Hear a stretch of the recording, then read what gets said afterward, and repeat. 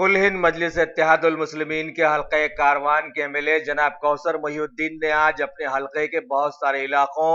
जैसे Nadeem colony, Neerja colony और अतराफ अकनाफ के बहुत सारे इलाकों का दौरा करके वहां के मकीनों से बातचीत की, मसाइल जाने और फौरन साथ में आए जीएचएमसी बरकी बल्दी के अहदेदारों को हिदायत देते हुए शिकायत को फौरी दूर करने पर जोर दिया। साथ ही हबीब मिल्लत जनाब अल्लाज अकबरुद्दीन अवैसी की हिदायत पर हल्के में वाक़े शाह हातिम तालाब के सिलसिले में की जा रही कार्रवाइयों की भी उन्होंने तनक़ी की। इस मौके पर हल्के के बहुत सारे कॉरपोरेटर्स और कई सरगर्म मजलिसी कारकुन उनके साथ साथ रहे हैं।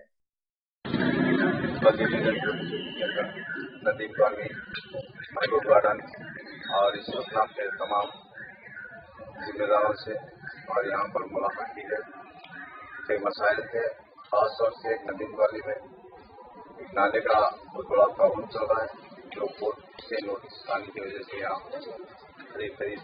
60 से 70 मकानात के लोग बड़े बड़े लोग कंडीज थे और मौसम और जनाब अकबर साहब की हिदायत पर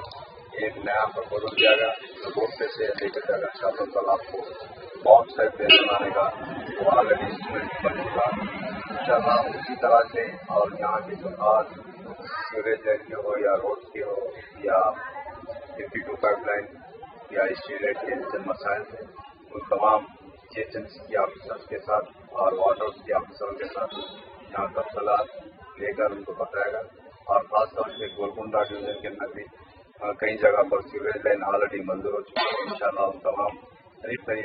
5-7 दिन के अंदर तमाम मेटेरियल को डाल कर काम चालू करने का ऑफिसर ने तय किया और इंशाअल्लाह 2-4 दिन के अंदर बल्दिया कमिश्नर के साथ में शासन तालाब या दीगर इलाकों का कारवान के अंदर कई इलाकों का दौरा भी किया जाएगा और कई काम मंजूर हो चुके हैं। इंशाअल्लाह सदर मौसम के हाथों पर इंशाअल्लाह इसमें काम बन जाएगा।